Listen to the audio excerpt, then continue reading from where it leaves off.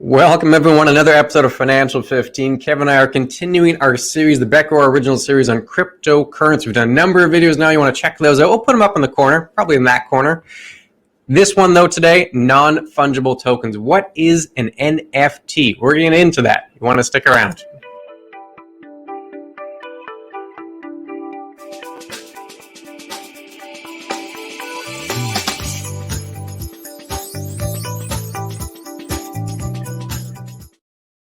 Yes, as Clint mentioned earlier, should I say, we've done a number of these crypto ones. This would be episode 4 in our cryptocurrency series. What is an NFT? So by all means, you want to know anything more about it, please go to our website at beckerorr.com or go to our YouTube channel or like us on Facebook. We're more than happy to show you all of those, plus any other original series are back and forth in most of our Financial 15s. But before I get into any more of that, Clint, what is an NFT? That's a description. I need to know what it is. Let's go. Yeah, non-fungible token, which doesn't really help anybody. Non-fungible token is just as much jargon as an NFT. But a good way to think about it, Kevin, is thinking about painting, right? I'm not sure how much artwork you buy, but if you buy a painting, you can buy the original or you can buy a print. And prints are always cheaper because it's not the original. Same kind of idea, but for digital art. The NFT is a way to certify the original. There's lots of other versions out there, other copies of it, like you can get prints of a painting, but the NFT will be an original. It's on the Ethereum blockchain. It uses smart contract technology. A quick definition here, a non-fungible token is a unit of data stored on a digital ledger called a blockchain, usually the Ethereum blockchain, certifies the digital asset to be unique and therefore not interchangeable. NFTs can be used to represent items like photos, videos, audio, other types of digital files. So it is kind of that unique quality, call it the original painting, right? So would this be a collectible? Is that how you view it, Kevin? Collectibles? Yeah, I guess that's exactly the way I'm taking a look at it. It's more of a non-traditional financial asset. I mean, when people own art, they own art for the pleasure of it. And they don't think about it. But there's also that scenario that, the art may go up. Hockey cards, stamps, the same sort of selection. People collect these things, not strictly because they want to hold them, but they know that the value is going to increase. So I would define the NFT exactly as you put it that way. It's the digital version of what we've had as a traditional thing in art, hockey cards, stamps, et cetera, as a collectible. I think that's a perfect scenario to deal with it. Now, you mentioned that it is part of the Ethereum blockchain and everything else, but what kind of NFTs do we have out there? You're already showing what we've got here. Describe the CryptoPunks to us. Yeah, so this is not necessarily the first NFT. There's been other NFTs. We had CryptoKitties, we had CryptoPunks, and that whole series, the CryptoKitties, CryptoPunks, is really the first NFTs that really blew up and became quite well known, and people started paying high prices for them. You can see them on the screen there. They're 24 by 24 pixel art images. They're generated by an algorithm. Most of them look like punks, more or less, and there are a few that are very rare, a few that are more common, but people buy and sell these because you want to get your original copy of whatever CryptoPunk there are. And this is right from the website, the CryptoPunks website. These are the 12 most highly traded or the most expensive CryptoPunks. You can see the prices in brackets there, Kevin. You can see the number one was $7.5 million for that image, for that guy right there. How much would you pay for it? No, nowhere near those sort of. I don't understand it. The more I look at this looks like these pictures were designed by the guy who created Space Invaders back in the late 70s, early 80s. I mean, seriously, that's all this is. I mean, but again, if I take a look at it, you could buy Atari systems nowadays that have become collectibles. People will pay huge money to get the original series on these things. So I can see why this comes the way it is. And I guess the more rare the picture or the more definition it has, something along those lines, we're definitely getting into that. But there's also that video side of things as well, isn't there? Yeah. Well, there is the video. Before we get into the video, though, we got to quickly mention this, which has made news. This is Beeple. That's the artist. And this particular collage from Beeple, it sold at an auction in March. It's called Every Day's the First 5,000 Days. If you had a guess, Kevin, what someone would have paid for this, I'm confident you're not going to guess the number because the final number is $69 million. It set records when this sold in an auction. The highest priced NFT to date. It was an NFT of this. And you can see, similar like we talked about before with the original of the prints, we've got a copy of it right here. You can get them all over the internet. But the original digital art, the NFT, sold for $69 million at an auction back in March. And that's by Beeple. So record-setting numbers here, Kevin. Record-setting numbers.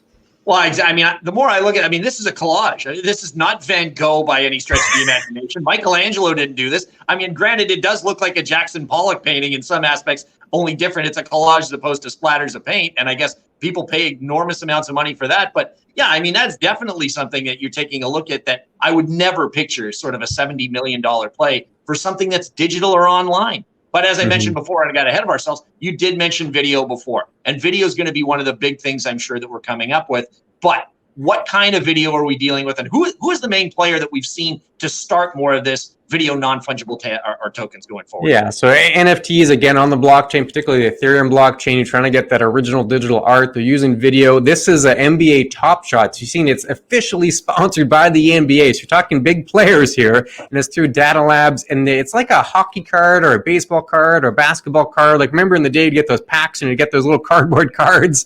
Yep. Similar concept, but it's videos, it's highlights. I'll play a little package here so we can see an idea of what the videos look like. Again, this is right from the topshot.com website. And you can see it's a nice highlight reel. And it shows you from a couple of angles. You got the different play. They'll redo it again. And this is a moment. They call them moments. You can see on the bottom, there's a number because they only do so many. Again, digital art. So they have a limited series here. And people buy and sell these. They trade them. What are your views here, Kevin? Is it a highlight reel? Do you think it's something someone wants to own? What's the thoughts here in the NBA Top Shot?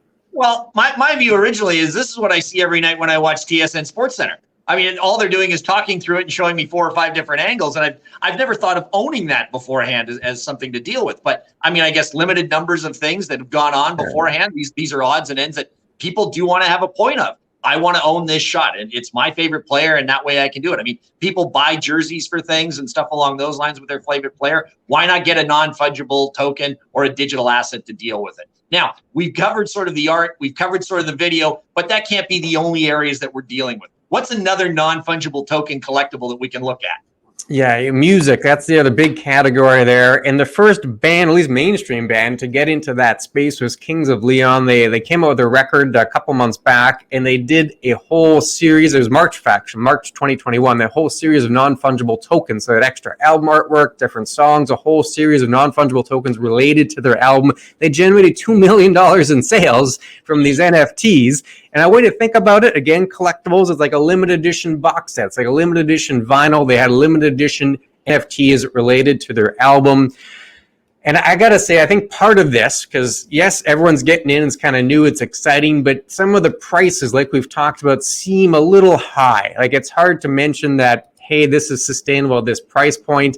And I think part of it is because on the Ethereum blockchain, people are spending Ethereum, or they're spending their ETH coins on these products. So I'm of the view, the faster you make money, generally the faster you spend money. So if it takes you 30 years to build up a portfolio, and then in retirement, you're probably not going to blow it all in one day. But if you're owning and trading this cryptocurrency and it goes from a small price to suddenly you're worth millions of dollars, hey, why not pay $5 million for something, right? You've got way more than you ever thought you would. The price jumped. So I think that's part of it. You got some crypto millionaires that are spending some of their money to get these digital artwork.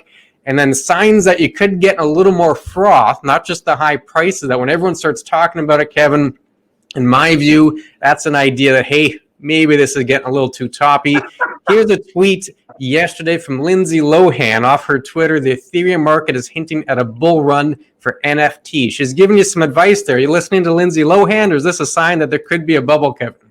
Yeah, I think the bubble concept will be there. And as you just mentioned beforehand, sort of the scenario is, you're right. I mean, they're spending their Ethereum money, but there's only so many things you can buy with that. It's not like you're going to Starbucks and buying coffee, so you're going to buy some of these NFTs. But to me, the Lindsay Lohan comment basically means the run should probably be over. To me, this is back in the late 90s and early 2000s. If your bartender was giving you stock advice, the casino had finished. Time to get out, cash in, and go away. So this is the same sort of thing. If I'm taking my advice on non-financial assets or non-traditional financial assets from a Hollywood star, I'm going to have some big problems on this moving forward. So yeah, I think once we get to that point, that's where it is. So bubble sort of creation, yes. Are we seeing anything that's sort of showing us that scenario? Yeah, you're getting the Top Shot. I try to bring it in there. It's not working, but the Top Shot sales, they initially spiked back in February and early March, and then the air just came right out of that, and now they're back down to, they're still selling them, but significantly smaller numbers. So you've already seen in the area of the NBA Top Shots, you had the peak, and then you've seen the other side of the bubble already.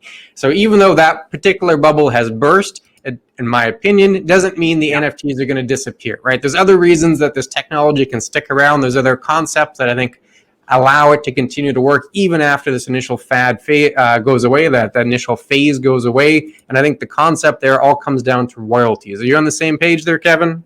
Yeah, I'd have to say the same thing. And as you mentioned before, I mean, it's a novelty at first to buy all these videos, but then all of a sudden you got thousands of prints out there of everybody different one. And all of a sudden, well, maybe I don't need to own it. I can find out from somewhere else. But the royalties things, I think, plays perfectly because this is more along the lines of that music scenario. I mean, when you put out songs nowadays or whatever, every time your song's played on the radio, the artist is getting paid for it. It's the only way to do it because you're not selling albums anymore. Everybody's going to iTunes and listening or downloading it, or they're on Spotify or whatever the case may be. So you need some way to continue to make money if you're going to put money out there. And again, this is the royalty sort of scenario. I think that works. But when you're dealing with a non-fungible token, some of the royalties are a little different than what you would get off of, say, an original art sale, aren't they? Exactly. That's why I think there's some staying power here for NFTs. Maybe the initial fad is a little too much froth, but there is some staying power with initial technology because these smart contracts, which are on the blockchain, the smart contract, you can put in little bits and pieces there that allow the artist to get additional royalties from future sales. So if I'm an artist and I create a wonderful painting, I sell it, normally that's it. I get the money and then we move on. I don't get any additional cuts of future transactions. Not the case with the NFT. There's an initial sale, so the artist will get that money. Then if the person that now owns that digital artwork turns around and sells it again, the artist will get a cut of that second transaction as well. So they can keep getting little pieces of additional transactions. So if they create a hot commodity and people are passing it around, they'll be getting royalties from each transaction. The smart contract handles all of that for them. So that certainly a big difference. Is a bit of a game changer for an artist. And there's a number of stories of folks that were struggling before with their digital artwork, but now in this NFT phase, they're able to actually make a living. So it's not just the over-the-top $6 and $9 million paintings or digital artwork. There is certainly some staying power here with that technology. Anything else you want to add before we wrap up, Kevin? Yeah, so I guess basically it's you no longer have to be the struggling artist getting your show put on at a art gallery somewhere in Soho down in New York to be able to get paid. What I need to do for my second career now is create a collage, sell it for $70 million, and then reap all the royalties after that. Now that I know it, I'm set for my second career after I'm done with this one. But yeah, other than that, I think that covers a lot of it. Again, let's mention the fact that on this cryptocurrency series, we've just basically scratched the surface of the entire area that's there, but we wanted to make sure that you got at least some of the basics to start with as to what different things are. Again, you can see any of the other 3 videos on cryptocurrency we produced beforehand on our website. If you have specific questions on any of that, please feel free to contact us. Chat with Clinton and Kevin. We're more than happy to answer any of those questions. Otherwise, YouTube, Facebook, our website are all good places. That's all I can think of based on what we've done here. Is there anything for a final comment you want to add, Clint? I think that wraps it up. We'll be back again next week with another video. Until then, everyone stay safe. Take care.